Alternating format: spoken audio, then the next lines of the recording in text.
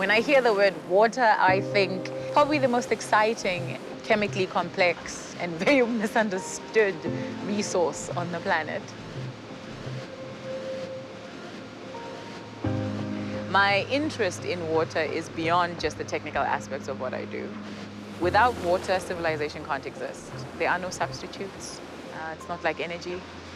We have to find a way to continue to use it well, to recycle it, to protect it, and to make it accessible for everyone.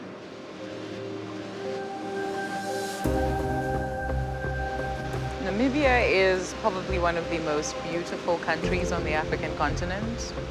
It has an abundance of resources, but it's a desert. Sub-Saharan Africa is heading towards a serious crisis around water sustainability, but it does have a bunch of water in the form of the ocean.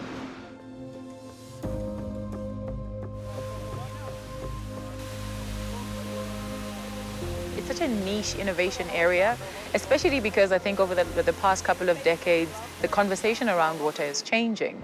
And fundamentally, the focus for us is to develop technologies that are class-leading, that are implemented on the African continent, fit for purpose for African type of problems. Nafasi is a business with a very simple objective: to create solutions and partnerships and intervene within the water value chain to achieve the primary objective of keeping Sub-Saharan Africa's water resources sustainable. And the biggest challenge for us as a business is knowing where to start, right? Because the problem is so big. So we've chosen to start in extremely chemically polluted environments and the seawater desalination environment, and we're now moving into the wastewater reclamation space in the public sector.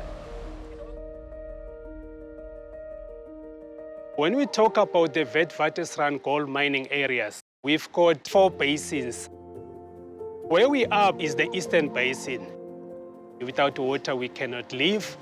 Without water, of course, the environment itself won't exist. So it is a critical resource, and it is also an enabler, for economic development in the country as well. Johannesburg has a really interesting history. We call it the Gold Reef for a reason, but what that means is there are massive cavities underground, and it's become an underground reservoir. The danger with it is that it's a reservoir that is not clean. There's also a very large amount of metal, and in some instances, radioactive components.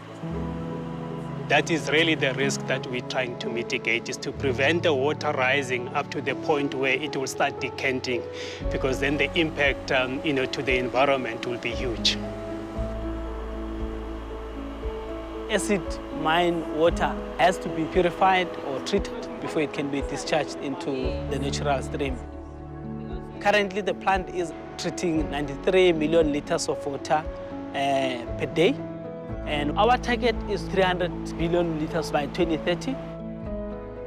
We have installed pumps into the old shaft mines, which is 3 of them, and we pump that water from underground.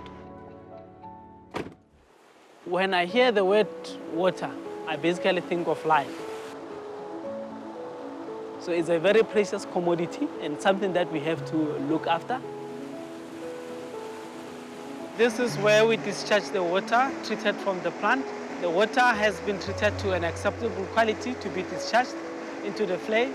What is important is that we constantly monitor the quality of the water that we discharge.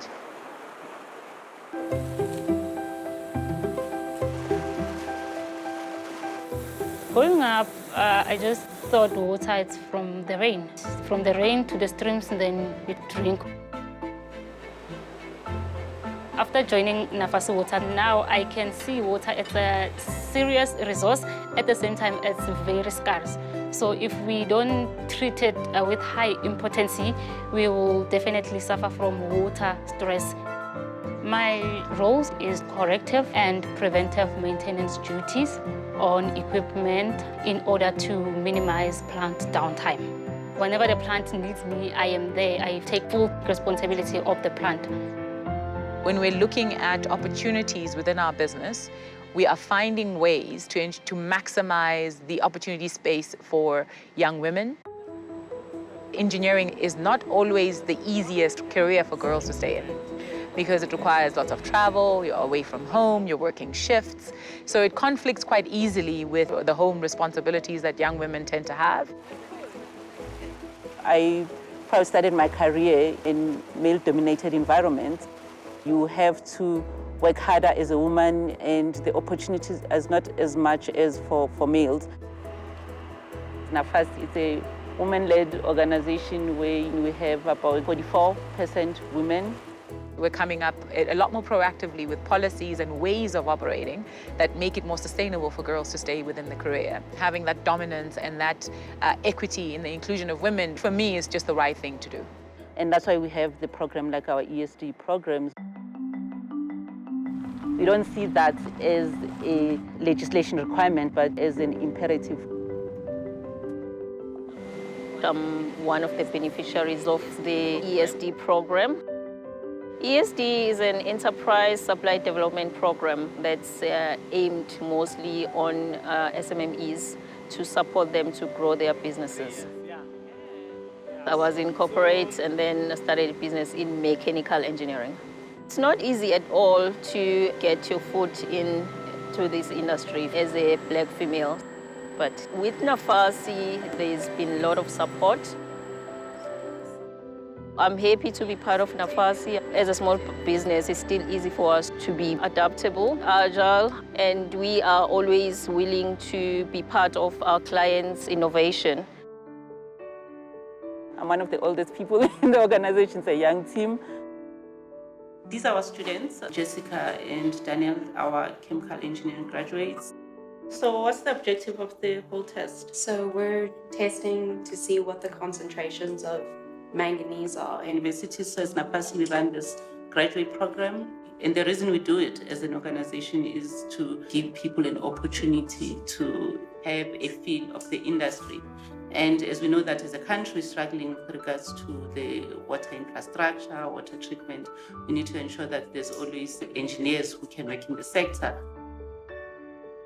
I'm just a girl from Soweto, a very big dreamer and a very ambitious girl.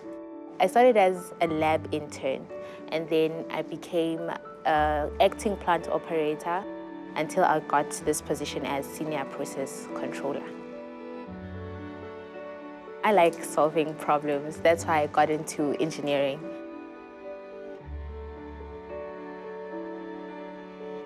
There's a whole magnitude of different skills, technology that all has to come together when you operate one of these plants. So Nafasi's done that exceptionally well over the last 10 years or 15 years, being able to pull together these different skill sets and make sure that the team hums as this like well-oiled machine in terms of making sure that these plants work the best that they can possibly work. We've been doing this for 13 years since we commissioned the Irongo desalination plant. It requires lots of innovation, lots of engineering time. So our intake line is 1.6 kilometers long, 10 meters below sea level, and we always get specialist divers in to inspect it. So you're currently busy with that? Yes, we continuously have to check the condition of the pipe. So we've always focused on membrane technology and really understanding how membranes work. Membranes really help us to separate out all the stuff that we don't want in the water at the end of the day. And because you have to always be on the cutting edge of water technology, what we've been focusing on more recently now in not only trying to separate out the stuff that we don't want in the water, but then finding value from what we're separating out. And there's some really good technology out there that enables you to access those minerals, that you can actually extract them and generate a different revenue stream. It is a lot of responsibility because of the impact of the plant or the project on the Irongo region and actually the whole nation. So every technology we apply, we have to look at sustainability. Water is life. So this is what you could say is a lifeline. The pipe on my right comes from the desalination plant, where 70% of the water is desal water. And the other 30% is from a natural aquifer. Without this, the economy would be stagnant. The whole region is dependent on the Irongo desalination plant. Abundance and scarcity exist in a very shared ecosystem here. The boundary is the beach. abundance of water, scarcity of water.